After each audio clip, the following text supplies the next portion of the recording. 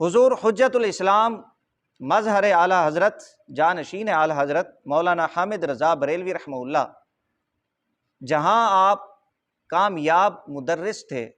کامیاب محقق تھے، کامیاب مفتی تھے، کامیاب ادیب تھے، کامیاب فاضل تھے، کامیاب مصنف تھے، وہیں مظہر اعلیٰ حضرت جانشین اعلیٰ حضرت مفتی حامد رضا بریلوی رحمہ اللہ ایک کامیاب مناظر بھی تھے۔ دو تین باتیں یہاں پر میں بیان کر دیتا ہوں۔ لاہور کے اندر علماء اہل سنہ و جماعت اور وہابی دیوبندی فرقہ کے مولویوں کے درمیان ایک میٹنگ رکھی گئی، جو بعد میں مناظرہ میں وہ تبدیل ہو گئی۔ یہ واقعہ 1934 کا ہے، 1352 شوال المکرم 1934 کا یہ واقعہ ہے۔ تو دونوں طرف سے جو مناظر مقرر کیے گئے، جن کا انتخاب کیا گیا، دیوبند فرقہ کی جانب سے دیوبندیوں کے معروف و مشہور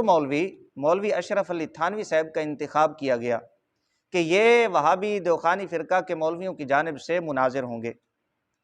اور سنیوں کی جانب سے حجت الاسلام مظہر اعلیٰ حضرت جانشین اعلیٰ حضرت مولانا مفتی حامد رضا بریلوی رحمہ اللہ کا انتخاب کیا گیا۔ حضور حجت الاسلام مولانا حامد رضا بریلوی رحمہ اللہ اس مناظرہ میں بریلی سے لاہور تشریف لے گئے۔ آپ لاہور تشریف لے گئے، لیکن وہابی دیوخانی فرقہ کے جو مناظر تھے، مولوی اشرف علی تھانوی صاحب، جن کو یہ حکیم بھی کہتے ہیں، وہ حضور حجت الاسلام مولانا حامد رضا بریلوی رحمہ اللہ کا سامنا کرنے سے قاصر رہے، وہ وہاں پر نہ پہنچ سکے۔ مولوی اشرف علی تھانوی حضور حجت الاسلام مولانا حامد رضا بریلوی رحمہ اللہ کے سامنے نہ آ سکے۔ یہ مولانا حامد رضا بریلوی رحمہ اللہ کی جو فن مناظرہ میں آپ کی استعداد تھی، آپ کی صلاحیتیں تھیں، یہ اس کا منہ بولتا ثبوت ہے۔ حضرت حجت الاسلام مولانا حامد رضا بریلوی رحمہ اللہ جب آپ لاہور میں تشریف لائے تو انہی دنوں میں محدث اعظم پاکستان حضرت مولانا سردار احمد قادری رحمہ اللہ جب آپ کی زیارت کرتے ہیں تو بریلی شریف آپ کے ساتھ جانے کی خواہش کا اظہار کرتے ہیں، تو حضور حجت الاسلام مولانا حامد رضا بریلوی رحمہ اللہ انہیں بریلی شریف لے گئے، اور پھر وہ مقام حاصل کیا حضور محدث اعظم پاکستان مولانا سردار احمد قادری رضوی رحمہ اللہ نے کہ آج دنیا انہیں شیخ الحدیث اور محدث اعظم پاکستان کے نام سے جانتی اور پہچانتی ہے۔ یہ لاہور کا واقعہ ہے۔ اور جب آپ لاہور میں تشریف لائے تو انہی دنوں میں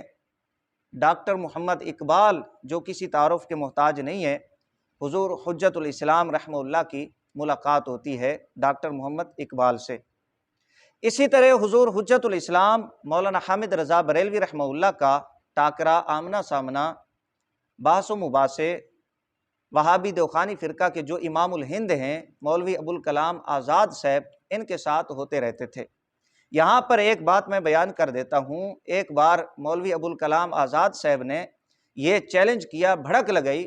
کہ عربی کے اندر مناظرہ کرنا چاہتا ہوں۔ جب یہ چیلنج کیا، بھڑک لگئی، تو جانشین اعلیٰ حضرت مظہر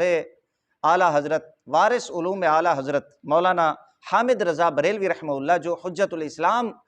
کے لقب سے مشہور ہیں، آپ نے فرمایا تو یہ کہتا ہے کہ عربی کے اندر مناظرہ کرنا ہے؟ فرمایا چل ٹھیک ہے، لیکن ایک شرط میری بھی ہے، مناظرہ عربی میں ہوگا لیکن بے نقطہ عربی میں مناظرہ ہوگا،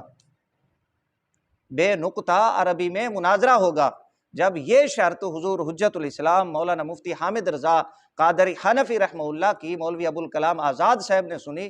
تو مولوی ابوالکلام آزاد صاحب نے چھپ جانے میں اپنی عافیت سمجھی،